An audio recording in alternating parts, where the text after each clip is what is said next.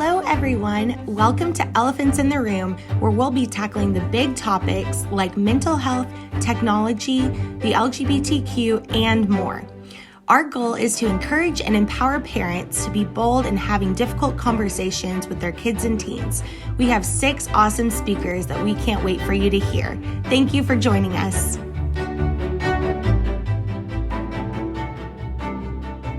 There we are. How's everybody this morning? Good. So what I want to let you know from the very beginning is when I teach, when I talk, I really like people to talk back to me, not disrespectfully. So you can talk disrespectfully if you want to. We can have a conversation is what I'm saying. So you can ask questions. You don't have to wait to the end because I'm probably not going to get through all my material. So if you have something that comes up for you as I share, feel free to raise your hand and ask, because I have a feeling a lot of the questions that we have are, they're probably the same in some ways, but then they get unique based on our experiences. So when Jeff's talking about destigmatizing and normalizing mental health, it kind of begins in the way that we talk about it in spaces like this. So I'm really thankful for Abby and Emily for lots of reasons. I think you gathered that we go way, way back. And so I have to tell you, so it's almost 15 years ago when Abby graduated OC, but I'd had her in my youth group. I'd had her in my campus ministry. She'd interned for me for a couple years. Like, y'all, it was a big deal for me to say goodbye to her and to like kind of let her, not that I had control over it, but to let her to come to Southwest. And I just, beyond words, want to thank you for how much you have embraced her and loved her for a long time, right? And so just thank you. She's as good as it gets, y'all. She just is. I've been doing this for a long time. She's as good as it gets. And then you poach another one of our as good as it gets people in bringing Emily over here, who's just a lovely human being and has long stood out in the ministry community in the Edmond area as the young lady that you want. Can you get her as an intern? Can you get her to show up? Could she plan something for us? Because we have all known for a long time she's kind of standing out above her peers. And so Emily, just a wonderful person. I know that Sydney and I think a lot, especially of her mother, her sweet mother, Stacy. Hopefully she's been over to see you guys. And we've just long looked up to her as well. And so, Emily, I'm glad that you're here. You're in the right place. And I know that the Lord's doing good things through you. I just know it. And so I'm super thankful for you. And I thank you all for embracing her, because it's tough to it doesn't seem that far away, but to start your life over, especially when you're her age. To, my goodness, she was in her very last college class was the Thursday before spring break in 2020. I don't know if you guys remember March of 2020. So we were talking, and the students came up to me and said, "Hey, Jeff, do you think we'll be back after spring break?" I was, "Oh yeah, I mean, it'll probably maybe a couple weeks. It'll be fine." Do you remember when you thought you knew what COVID was going to be like? Do you remember that? We had all the answers, right? But then 2 weeks later, we're spraying down our groceries and changing clothes when you come in from the front yard. We didn't have no idea, right? So I'm sorry for that really bad counsel I gave you. That class, by the way, is called Counseling for Ministers. Sometimes I can't believe how open that we've become in talking about mental health. People speak openly of seeing therapists, taking mental health days at work. Some of my colleagues put mental health days on their syllabus in college now, so you can just take a day for whatever reason if you're not feeling it. And all of this is good. And I have to say to you, I don't ever want to look back. I don't ever want to look back on how far we've come in normalizing and destigmatizing mental health. I remember... I'm just going to tell you some stuff from the beginning. I'm just going to tell you some stuff. I remember 25 years ago telling Sydney I thought her mother's anxiety was a lack of faith. Those words came out of my mouth. If she had more faith, she wouldn't be anxious. And so I just, I repent of that. Like, I'm a therapist. I've been a therapist for 30 years, and I had convoluted what it meant to walk with the Lord and what it meant to be emotionally healthy. And I had some bad ideas in there, right? And so I don't ever want to go back to that day.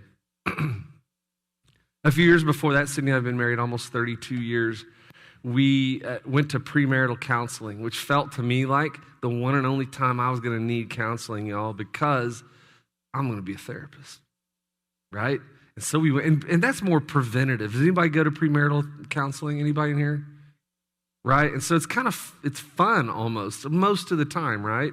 And so we went and got a lot out of that, and that goes on for many years. I started out in inpatient psych, got involved at church in ministry, and then it sort of, I walked away from my counseling practice and then spent the next 16 years in full-time ministry, and now I'm teaching at Oklahoma Christian. And so it's kind of like it's all sort of coming back full circle.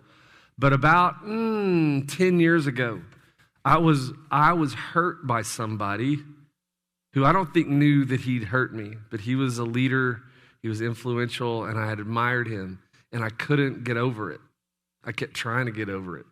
And I prayed about it. I read my Bible. I talked to Sydney and my mom and dad about it. I couldn't get over it.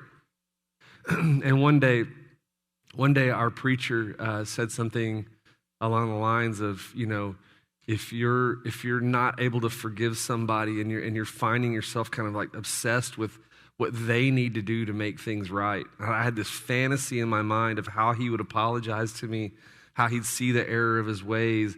And the preacher basically said, you gotta let that go. You gotta get well.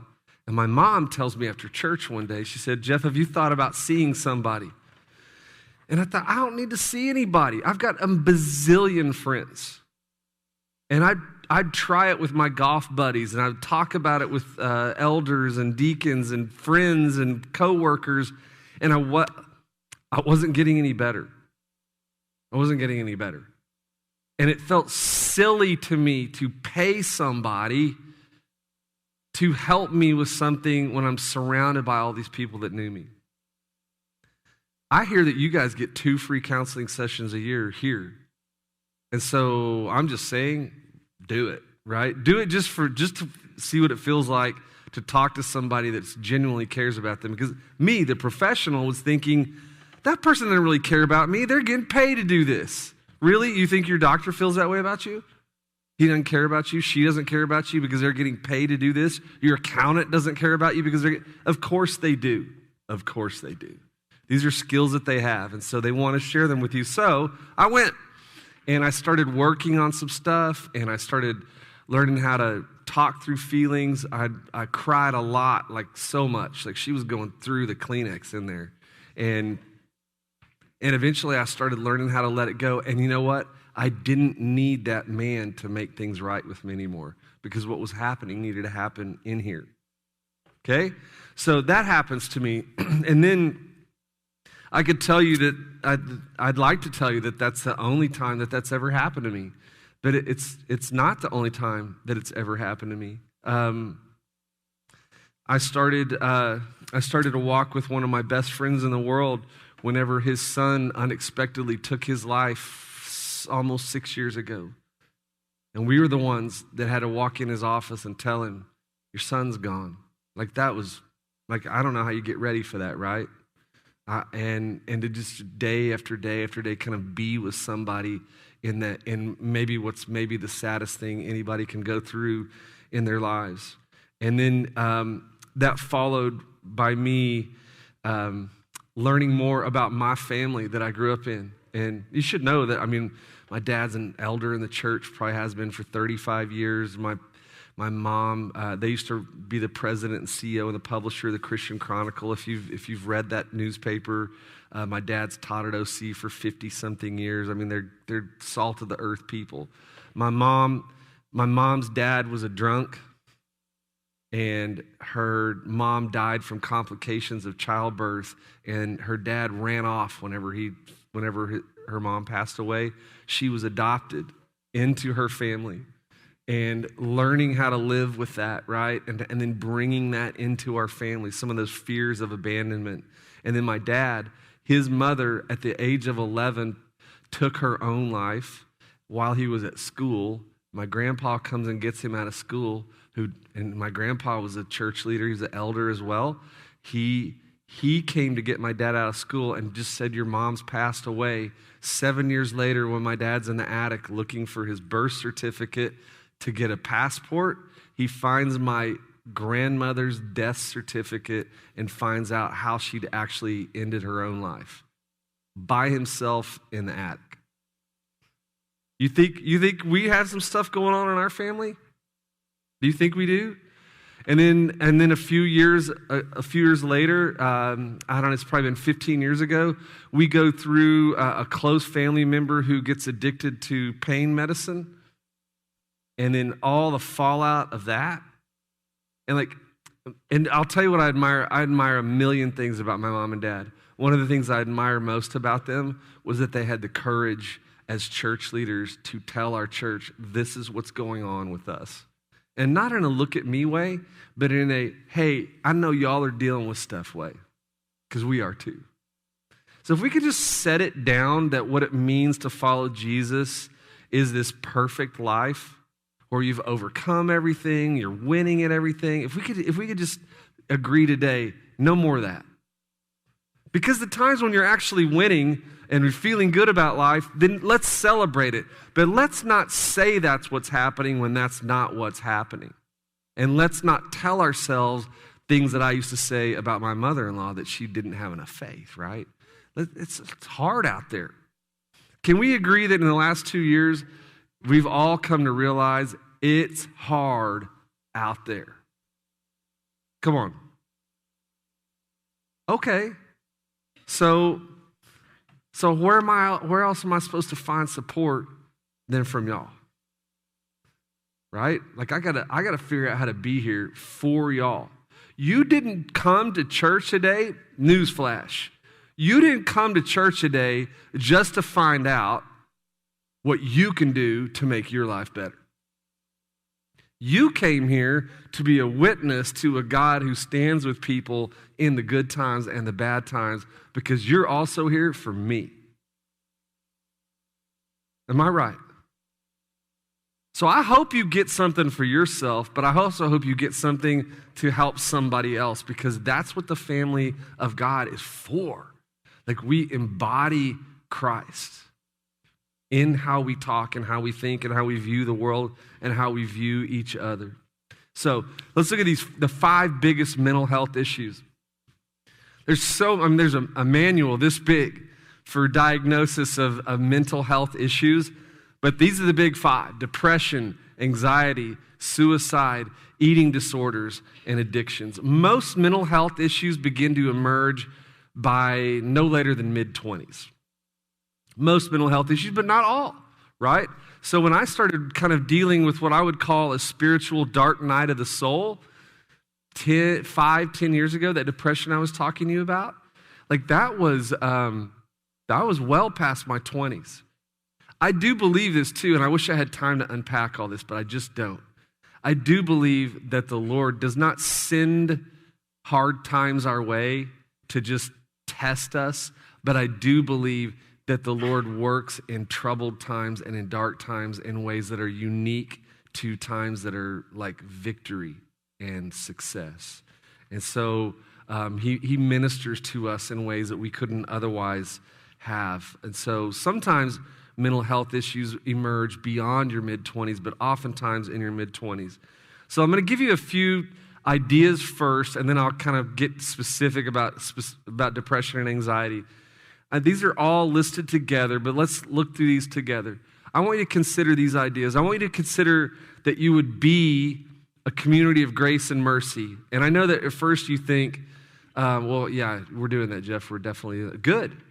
But all I'm saying is mean it when you say it. Lots of churches have that on their tagline on their website. But to mean that when you say it, like that requires more of me. Don't just assume that we don't have more growing to do here. Like this morning in my quiet time, I was reading James chapter 3, Like, you guys, James 3, verse 8, no one can tame the tongue. It's restless and evil. It's full of deadly poison. Sometimes it praises our Lord and Father, and sometimes it curses those who have been made in the image of God. So I was reading that, and I thought, if we could just agree to that idea, right, that we would never speak a bad word about someone or about a group of someone's that we don't understand, we don't agree with, we just feel opposite ends of the spectrum, because that's James 3. That's James 3. It doesn't say you can't say a bad word about somebody unless they're wrong.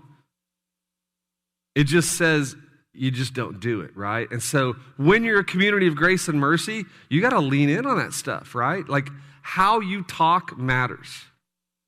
Your little commentaries that you have about why somebody's got a problem, that all of that matters. I don't know about you, but sometimes, like when you go to church or you're just out in the community, like stuff's kind of hard or people are frustrating for you. And have you ever come home and like with your spouse had a conversation about, you just knew for sure why somebody was the way that they were? And you've diagnosed the whole problem. You've really simplified it. You've really reduced it, right? And figured it out. But then you come out, and then what that does then when we come to church and we get out in our community is we're kind of set against each other from the start. Because we have to be really careful, like how you talk about other people, even people that you don't like, even people you think are wrong, really influences how we are in the world and the witness that we have for being healthy. You got to be a safe church too. Again, we don't pick and choose who we love. Romans chapter 5, verse 8. This one gets me. God demonstrates his own love for us. While we were still sinners, Christ died for us. You think about that. Like, he went first. You cleaned no things up, and he said, I still love you. You were getting it wrong, and he said, I'm making it right. And if we are living in the image of Christ, then that's our call, right? So we have to be a safe church. Number 3, we have to choose to live open-handed. I mean, what I'm saying is this. I want to be known by you. I need to be known by you. I need to be vulnerable. We know that people are healthier the more vulnerable they are with each other, and that is actually very counterintuitive, right? We usually want to help people by having it all together, and I'm finding that we can help each other by being honest with each other. Like, that's the kind of community that we want to have here. And as I am vulnerable with you, you are, in fact, invited to do that for me as well. So how you talk matters. Number 4, we want to be a church known for humility. Blessed are the meek. Blessed are the peacemakers, not peacekeepers, peacemakers. Those who will go out and do the work to bring groups of people together. Love your enemies. That's still in the Bible, y'all. They haven't revised that scripture out of the Bible just yet. So learning how to love people who I don't even like. You need to have the courage to go back and make amends for people who've been left behind or hurt or wounded. We just do. We just do. That person that used to come, that you hadn't seen him in a long time, and you kind of know stuff's going on there, like who's gonna go back? Who's gonna circle back? Nobody left behind, right? So these kinds of churches are the ones that are really making differences in the world today. And there's nothing weak about making amends for wrongs, even when they're very small, right? Have you ever had somebody go back and apologize to you? Maybe you didn't remember it. Maybe you did remember it, but didn't that almost immediately just refire that connection with somebody? So when we do that, you all, we're setting our church up to be a beacon for mental health. This is all really related. So be known for humility. Number 5, understand this, that loneliness, anxiety, and depression are currently at epidemic levels. And be careful before you use words like snowflakes and millennials and just all the words that we use to just explain things away. One thing you just need to know, and you just need to know this: people are complicated. you probably don't fully understand why somebody is the way that they are. Because my guess is you don't fully understand the reasons why you are the way that you are. And so it's in relationship that we figure these things out. And that loneliness is huge right now. It's a big, big deal. So when you think about how much time you've spent by yourself lately, right? It's getting, at least in Oklahoma, it's a lot better. It's a lot better. But I've found that I'm kind of out of practice with just basic being with lots of people a lot of the day. And so when you're lonely, that affects, it actually contributes to depression and anxiety. And one more thing I wanted to touch on was this idea of being trauma-informed. So we used to think of trauma as just being something catastrophic. If you'd witnessed your father, run over by the city bus or something like, it's like, whoa, that's traumatic. But what we're understanding now, we just know this, that almost everybody has some trauma in their lives. It's a mistake to think that only tragedies are traumatic. They are, but it's almost like a spectrum, right? And so you can have been traumatized by all kinds of things. The reality is we're all kind of post-traumatic from March of 2020 forward. Can you believe that's been almost 2 years? 2 years. Who would have ever thought? Right? And so we have to be trauma-informed. And so again, rather than just think that problems just are big when they're traumatic, we want to realize that that trauma comes into all of our lives. I think about a tough diagnosis. I think about like if you've been in a car wreck. I think about maybe if someone in your family got a divorce, maybe somebody in your family got caught, or lost their job. All of that is traumatic on some level. And so we have to pay attention to that. And so the guiding principles when you're trauma-informed is that you want to be a place that's safe. You want to be known for trustworthiness. When somebody's dealing with something, you want to collaborate with them. So in other words, it's not as helpful we're learning to tell somebody how we're going to help them. So that model that we have on how we've helped people in the past is like, well, these people over here, they're the leaders. They're the therapists. They're the ministers. They'll do the helping. Yes, they will, but so will you, right? And so your help does not always look like what you thought it looked like.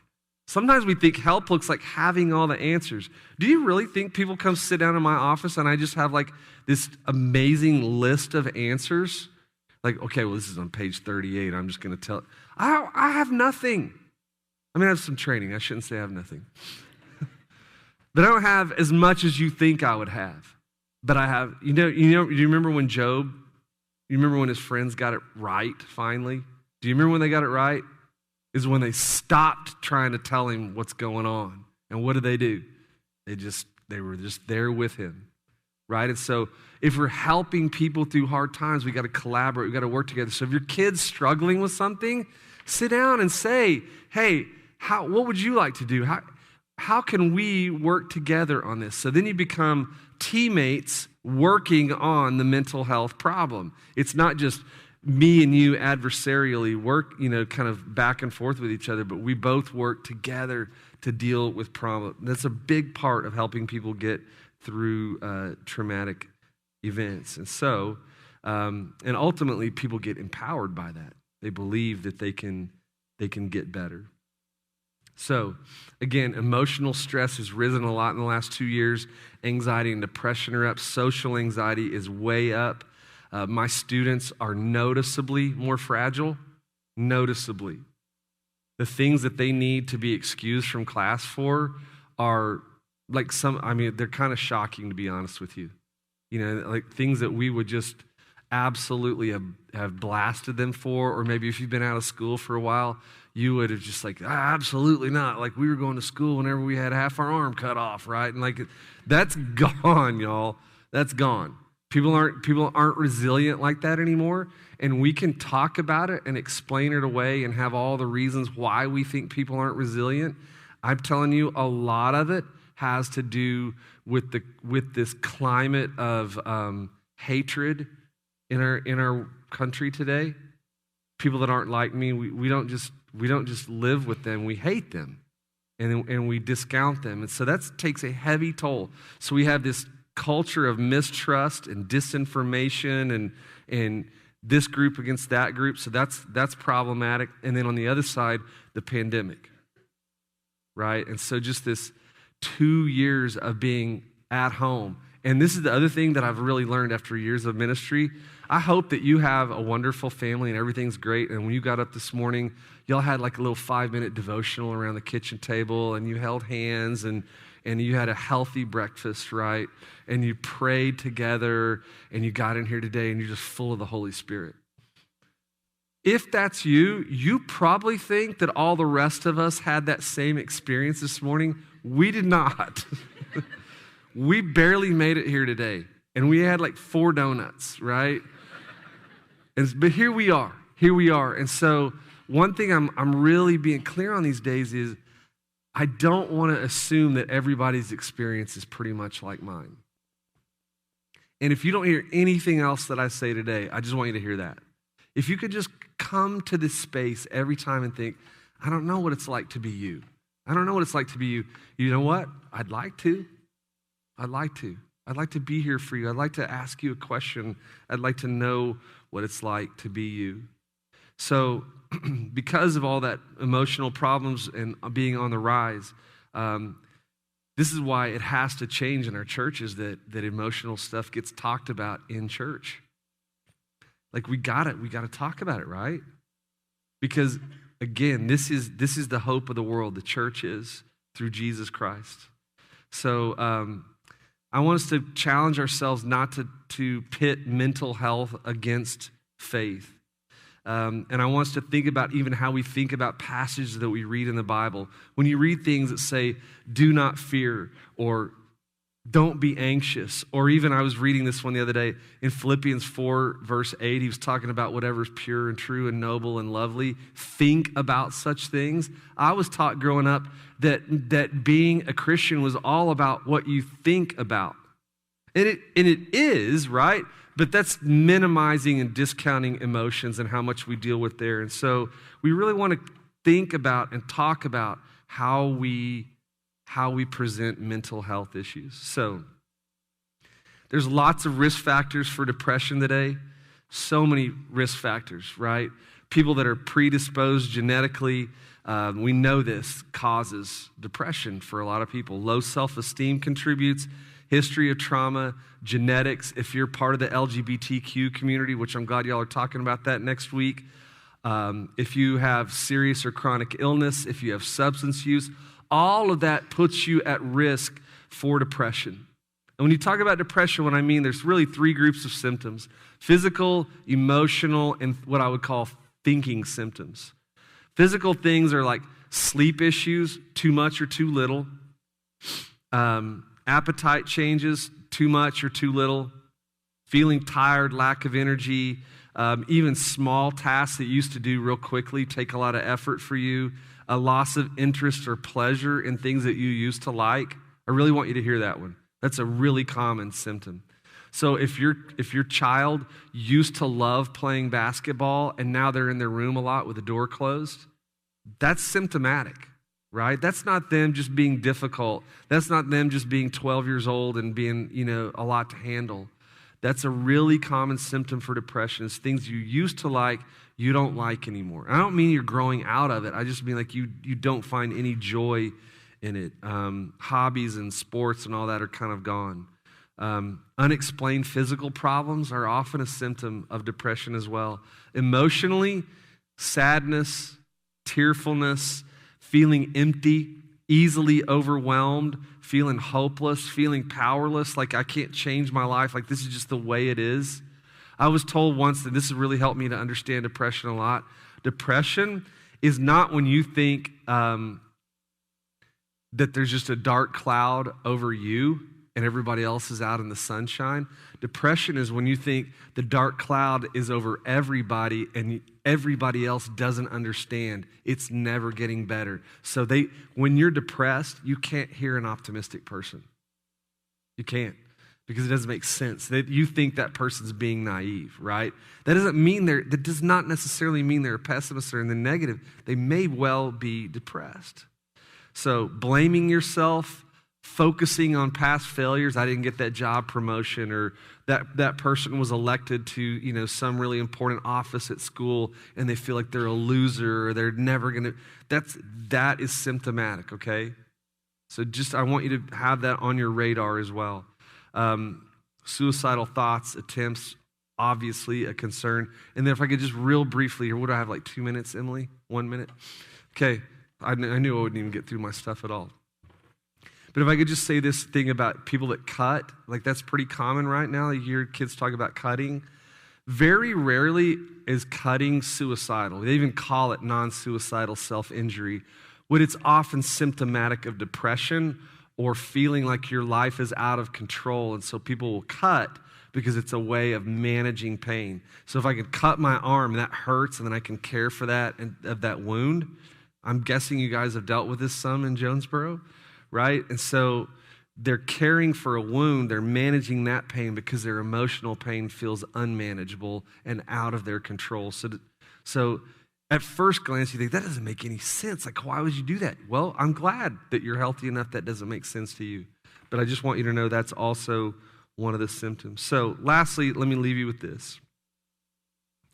I'm going to skip down here and tell you, to be a safe haven in this church, I want you to talk about things. I want to challenge you, like just go first. Tell people your story. Invite them to tell you their story. You create empathy, and you become a place that listens well. When you listen well, when you don't understand things, rather than explain it, ask another question. The more questions you ask, the more curious you get, the better things go back and forth between you and your kids and you and your friends at church. And so I would say don't avoid topics. Be willing to stand there and just be with people in their hard times. Because if you're depressed, if you're anxious, you want to know that somebody can handle you. Because your big fear is nobody can handle me. I'm already alone because of all the stuff we've been through in the last 2 years, and now I'm alone with my mental health problems, and who's there for me?